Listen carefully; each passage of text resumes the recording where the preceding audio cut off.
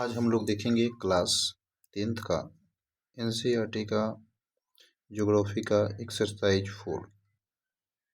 इस पाठ का नाम आपका है कृषि। तो हम देखने वाले हैं कि कृषि संबंधित बात।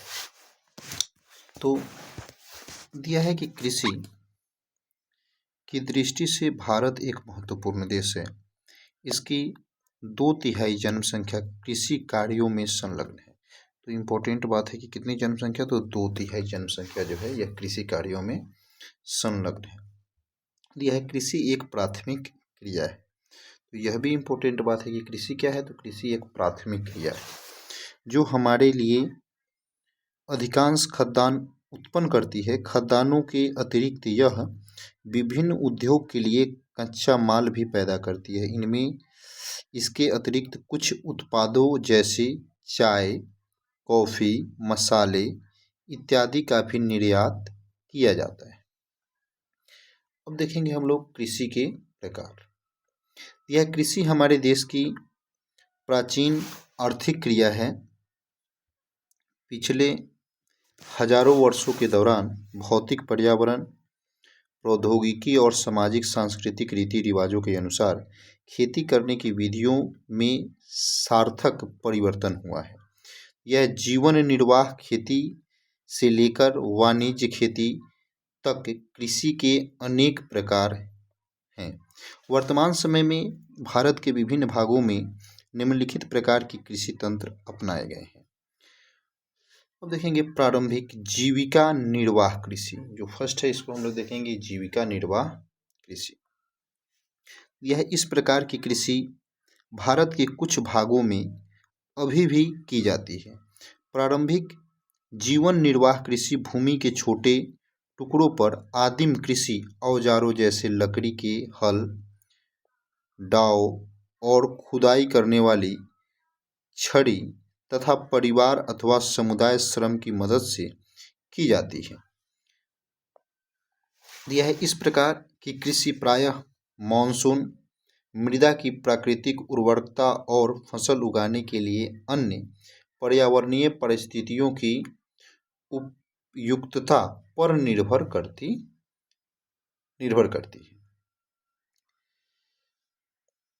है। यह कर्तन दहन प्रणाली कृषि है।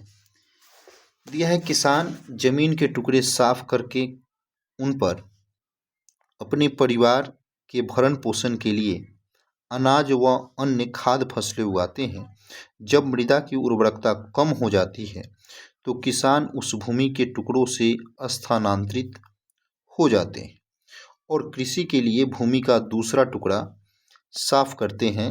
कृषि के इस प्रकार के स्थानांतरण से प्राकृतिक प्रक्रियाओं द्वारा मिट्टी की उर्वरकता शक्ति बढ़ जाती है। चूँकि किसान उर्वरक अथवा अन्य आधुनिक तकनीकों का प्रयोग नहीं करते, इसीलिए इस प्रकार की कृषि में उत्पादकता कम होती है। देश के विभिन्न भागों में इस प्रकार की कृषि को विभिन्न नामों से जाना जाता है। दिया है उत्तर पूर्वी राज्यों में, राज्य जैसे असम, मेघालय, मिजोरम और नागालैंड में इसे झूम कहते हैं। क्या कहते हैं? झूम। तो इम्पोर्टेंट बात है कि असम में, मेघालय में, मिजोरम में और नागालैंड में इसे हम लोग झूम कृषि कहते हैं। मणिपुर में पामलू, मणिपुर में क्या बोलेंगे इसको? पामलू। और छत्तीसगढ़ के बस्तर जिले और अंडमान निकोबार द्वीप समूह में इसे दीपा कहते हैं। तो छत्तीसगढ़ और अंडमान निकोबार द्वीप समूह में इसे हम लोग दीपा के नाम से जानते हैं। अब देखेंगे झूम। यह है कर्तन दहन प्रणाली कृषि को मैक्सिको और मध्य अमेरिका में मिल्पा कहते हैं। क्या कहते हैं? मिल्पा। वेनेजुला में कोनुको कहते हैं। वेनेजुला में क्या कहेंगे? कोनुको। ब्राज़ील में रोका कहेंगे। मध्य अफ्रीका में मसोले कहेंगे। इंडोनेशिया में लदांग के नाम से इसे जाना जाता है और वियतनाम में इसे हम लोग रे कहते हैं।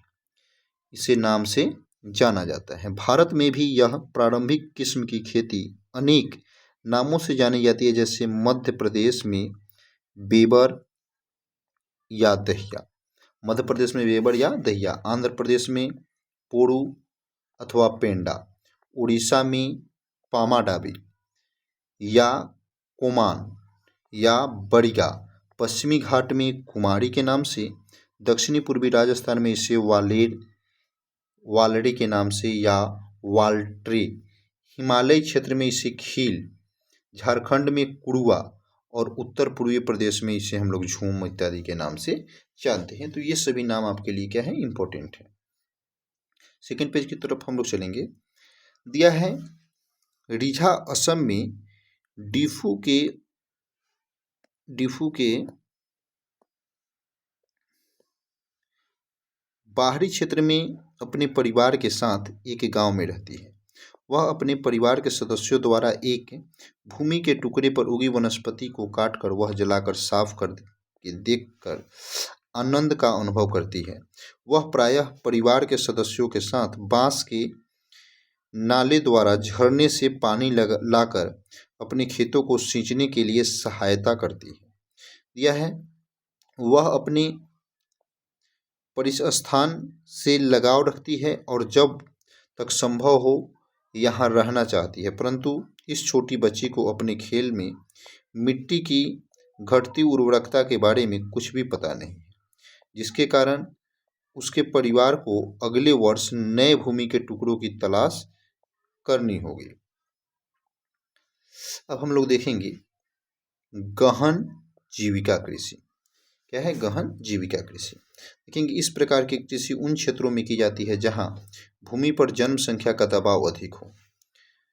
यह श्रम गहन खेती है जहां अधिक उत्पादन के लिए अधिक मात्रा में जैसे रासायनिक निवेशों और सिंचाई का प्रयोग किया जाता है।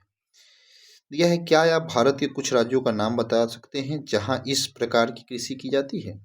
भू स्वामित्व में विरासत के अधिकार के कारण पीढ़ी दर पीढ़ी जोतों का आकार छोटा और अलाभप्रद होता जा रहा है और किसान वैकल्पिक रोजगार न होने के कारण सीमित भूमि से अधिकतम पैदावार लेने की कोशिश करते हैं। अतः कृषि भूमि पर बहुत अधिक दबाव है। अब देखेंगे वाणिज्य कृषि क्या है। इस प्रकार की कृषि के मुख्य लक्षण आधुनिक निवेशों जैसे अधिक पैदावार देने वाले बीज, रासायनिक उर्वरकों और कीटनाशकों के प्रयोग से उच्च पैदावार प्राप्त करना है। कृषि के वाणिज्यीकरण का स्तर विभिन्न प्रदेशों में अलग अलग है। उदाहरण के लिए हरियाणा और पंजाब में चावल वाणिज्य की एक फसल है, परंतु उड़ीसा में यह एक जीविका फसल है। क्या आप उन फसलों के कुछ उदाहरण दे सकते हैं जो एक प्रदेश में वाणिज्य फसल के रूप में और दूसरे प्रदेश में जीविका फसल के रूप में उगाई जाती है?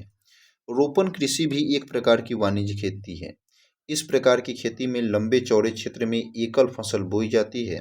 रोपण कृषि उद्योग और कृषि के बीच एक अंतरापृष्ठ है। रोपण कृषि व्यापक क्षेत्र में की जाती है जो अत्यधिक पूंजी और श्रमिकों की सहायता से की जाती है।